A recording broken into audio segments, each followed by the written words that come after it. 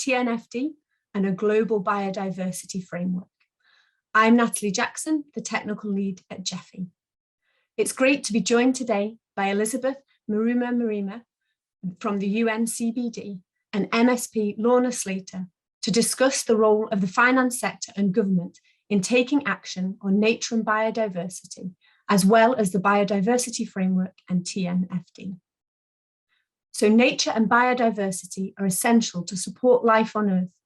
Yet despite ongoing efforts, biodiversity is deteriorating worldwide, and this decline is projected to worsen with business as usual scenarios. According to a report published by the World Economic Forum, there are significant economic costs of the destruction of nature and biodiversity, with more than half of global GDP being moderately or highly dependent on nature and its services. So now to welcome our great speakers today, Elizabeth and Lorna. Elizabeth is Executive Secretary of the United Nations Convention on Biological Diversity, a multilateral treaty addressing the loss of biodiversity and climate change, and co-chair of the Taskforce on Nature-Related Financial Disclosures. Welcome, Elizabeth. And Lorna Slater is MSP and was elected as the co-leader of the Scottish Green Party in August 2019, and has been a member of the Scottish Parliament for Lothian since May 2021. In August 2021, ahead of COP26 in Glasgow, Lorna was appointed as Minister of Green Skills, Circular Economy and Biodiversity. Welcome. So the format of today's session will be around questions asked to Elizabeth and Lorna, and I look forward to hearing their insights. So first to Elizabeth. What is new Global Biodiversity Framework, and what role does the finance sector have to play in ensuring we are living in harmony with nature by 2050? Thank you, Natalie, and to the organizers for inviting me. Actually, put simply, the Global Biodiversity Framework is or will be a common platform that will unite the world's government in the battle against biodiversity loss to ensure that future sustainability or sustainable future. We know by now that biodiversity is a thin fabric of life on the surface of our planet, while our climate maintains its livability. We are currently, unfortunately, exceeding the planetary boundaries that maintain our basic safety. So the Global Biodiversity Framework intends to reset a political path that will turn the tide of nature loss and bring back our economies and societies into harmony with nature. Hence, the financial sector will play and expected to play a very important role, as do its regulators. The finance influences incentives for the market activity, while having a fairly limited footprint itself. The financial sector underwrites most other forms of economic activities. Not surprising that I then accepted, as you have mentioned, the role of the co-chair or to co-chair the Task Force on Nature-Related Financial Disclosure with my other co-chair, David Craig, former Refinitiv Chief Executive Officer.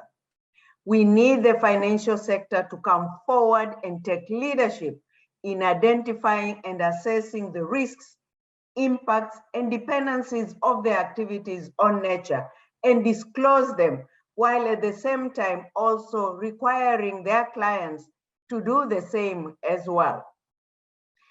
TNFD, or Task Force on Nature-Related Financial Disclosure, is closely related to the success of the Global Biodiversity Framework, since we need to be able to identify those activities in the economy that are harming nature and promoting those which conserve and restore it. As we learn through the disappointments of failing short in the previous Aichi targets, it is important that the Convention on Biological Diversity and its parties to be focused and engaged in the commercial markets where many decisions influencing biodiversity everywhere in all of its forms are taken worldwide on the ongoing basis. With a better framework developed by the market, for the market, out there now for testing, the TNFD is already shaping the market practice. It is important to emphasize that the task force itself is market-led. But as with the Task Force on Climate-Related Financial Disclosure, TCFD, before it, we expect it to be picked up in legislation and regulation, as already done, for instance, by France and UK, to create that change at a systemic level. Indeed, current Target 15 in the draft Global Biodiversity Framework instructs corporates and financial institutions worldwide to identify and disclose their impacts and dependencies on nature. This will create immediately a new international expectation of good corporate citizenship. At the same time, start policymakers on the journey of crafting relevant domestic policies and laws. We must not forget the role of financial sector is in two parts. One, steering the economy away from nature negative practices towards restorative and regenerative ones. The draft Global Biodiversity Framework also contains a call for new financial flows to nature, including from private and commercial sources. I've been thrilled to see the appetite of financial sector understanding the opportunities around nature, while at the same time recognizing that investing in nature-based solutions will help them meet their existing net zero commitments, of which cover at least $130 trillion in assets. So, Natalie, I look forward equally to hearing from Lorna, as I know that Scotland has shown great market leadership in financing for nature. Thank you. Fantastic. Thank you, Elizabeth. It's good to reiterate that point of needing the financial sector to take leadership and disclose the impact on nature, and requiring their clients to do the same. Talking about system change and system thinking and the role that the government can play. And it is great to see that the leadership of the Scottish Government in this area. So next to Lorna, from a government perspective, what are the opportunities and challenges in taking action for nature? What practical steps have been taken by the Scottish Government in relation to nature, and what are your future plans? Thank you so much. And thanks for the invitation to speak today. I'm delighted to meet you, Elizabeth. And I was really interested in what you were saying. Just some really fascinating stuff. In Scotland, as is the case globally, the degradation of nature and the loss of biodiversity threatens to undermine our ambition and ability to deliver sustainable and inclusive development. Our nature here is in such poor condition that we are emitting instead of storing carbon, primarily from our degraded peatlands. 1 in 4 of our species has declined in abundance since 1994, and 1 in 10 is threatened with extinction. But there is also progress to build on. Scotland created 80% of all the new woodlands in the UK over the last 3 years. We are investing in the restoration of 250,000 hectares of peatland by 2030. We are aiming to protect 30% of our land and sea for nature by 2030, and are supporting the recovery of keystone species such as beavers, which is particularly exciting to me, as my father talks about growing up in a country where beavers were extinct, whereas now kids will grow up in a country where they thrive.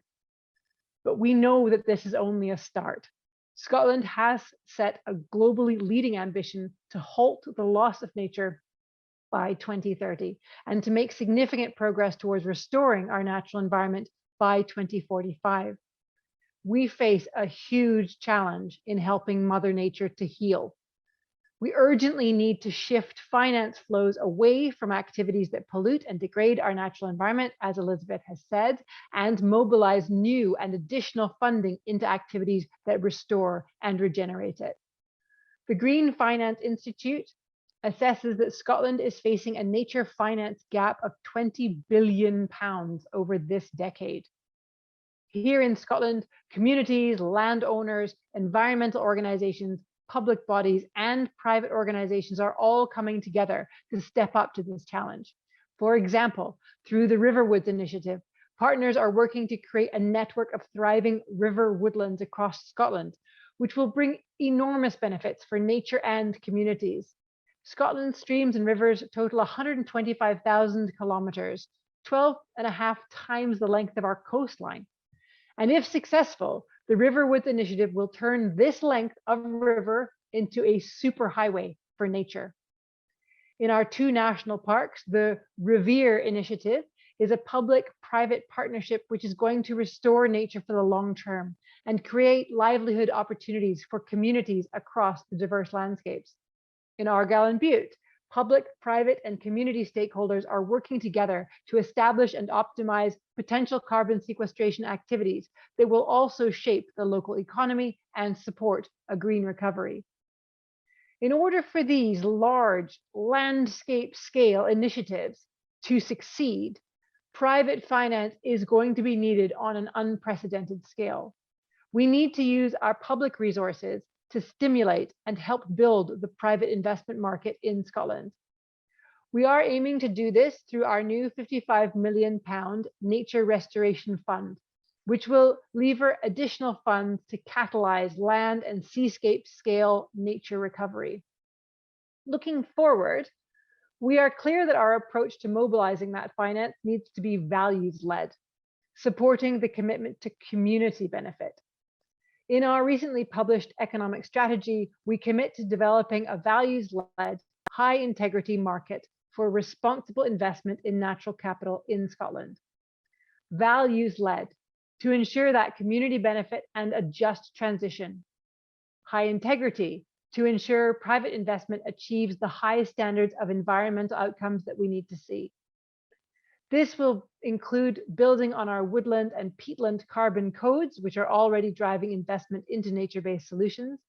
We know that this is a challenging vision to deliver against the background of a fast-moving market, both here in Scotland and internationally.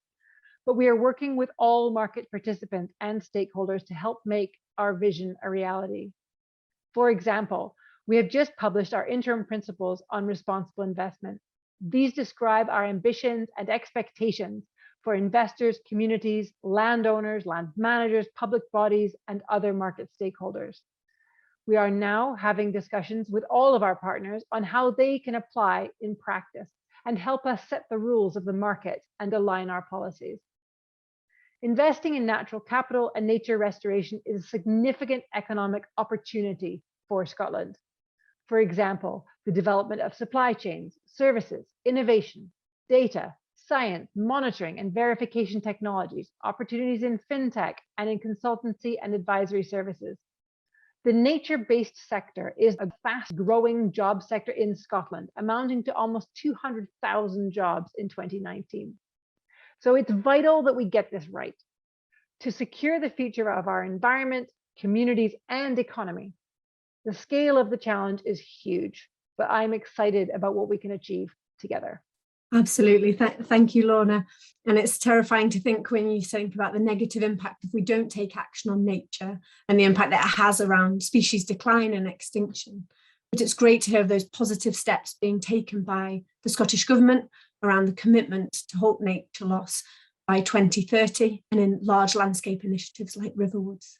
And also great to see the interim principles and looking forward to see how they're implemented and progress over the next few years. So now a question to both of you. So we'll go first to Elizabeth and then to Lorna. So looking ahead to COP15, where do you think we are now and what role does the TNFD play moving forward? Thank you, Natalie. In terms of where are we, and basically our roadmap to COP15 Part 2, we are making progress. you may be aware, recently we had meetings in March in Geneva, which allowed parties to meet for the first time in person after 2 years because of the COVID situation. And we are able then for the first time to really exchange views and look at the draft Global Biodiversity Framework. So as the result, parties were able to make progress by ensuring that all suggested texts and their views were now on the table and reflected in the draft document, which will enable them now to further advance the negotiations on the Global Biodiversity Framework draft. And actually now the text has been owned by the parties and no longer by the two co-chairs who had been responsible for its development. The negotiated outcome text reflects the views of the delegates, initial compromises for all the 4 2050 goals, as well as the 2030 mission, plus the about 21 2030 targets. Finance and business related themes featured both where consensus had been achieved and where divisions still remain.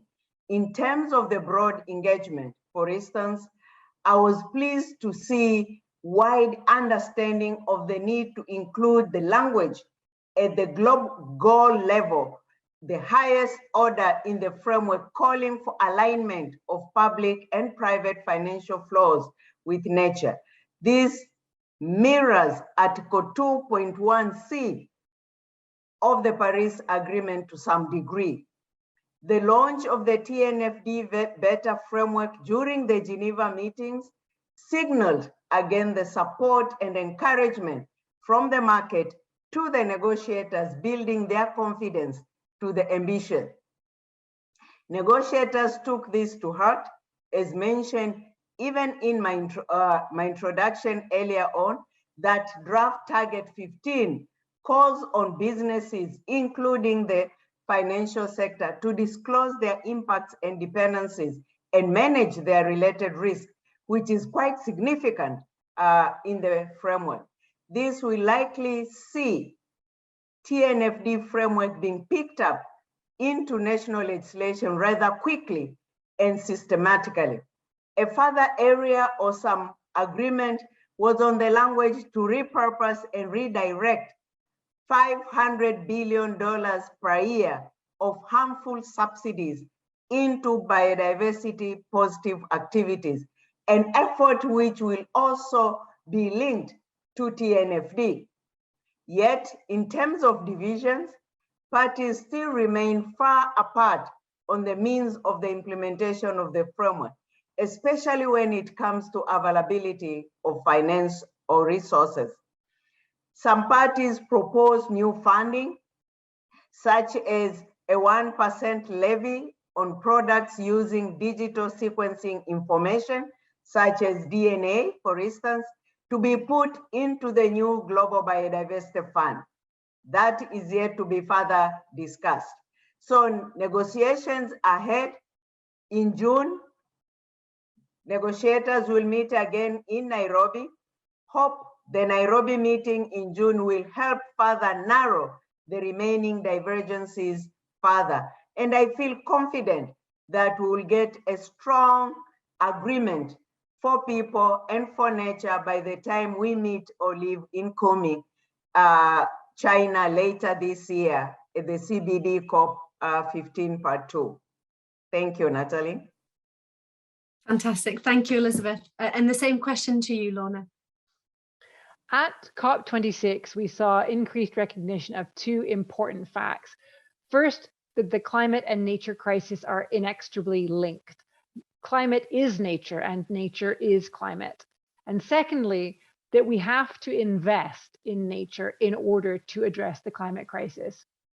We have also seen increased interest by investors in natural capital markets, especially carbon markets, but also a lack of clear opportunities to make that investment. COP15 needs to make work on biodiversity mainstream so that it is everybody's job to address their impact on the natural environment, just as it is for climate change, and take an approach that involves all levels of government and society. In Scotland, we aren't one of the state parties in Conference of the Parties, but that doesn't mean that we can't contribute. We have been leading a global consultation on biodiversity with other subnational governments, cities and local authorities and so on, called the Edinburgh Process. Through this, we have developed a draft decision on subnational governments that we want state parties to adopt at COP15 in order to help translate global and national strategies into real, tangible, local actions. The Scottish Government is also supportive of the TNFD, and we have just joined the forum as a member. We think that it is important because it will help large companies and financial institutions understand their nature-related risks and help capital move away from polluting industries into the natural capital economy, leading to the nature restoration that we so desperately need. In Scotland, we have our Taskforce for Green and Sustainable Financial Services. We are having discussions about testing the TNFD and how we develop the necessary skills and expertise in Scotland. Fantastic, thank you, Lorna. So now back to you, Elizabeth, with a question. So we know that the degradation of nature and the loss of biodiversity will be felt worldwide. Is the Global South having a fair say in the TNFD and the protection of biodiversity more widely? From the earliest discussions on the idea of forming TNFD, there has been a strong recognition that the balance of intact biodiversity is in fact located in the Global South. More so than with the climate, where 1 unit of the greenhouse gas emissions is equal everywhere. Biodiversity is more complex and strongly linked to the issues such as resource access, tenure, gender, and others that are particularly relevant for development. So we see also the growing recognition that Indigenous peoples and local communities are vital custodians of the world's landscape. At least 32% of the global land and associated inland waters is owned or governed by such stewardships, where 80% of biodiversity globally is managed by the local communities. So community-led conservation is found to contain higher species diversity than the state's protected areas, even when the main purpose of tenure arrangement is not explicitly conservation-led.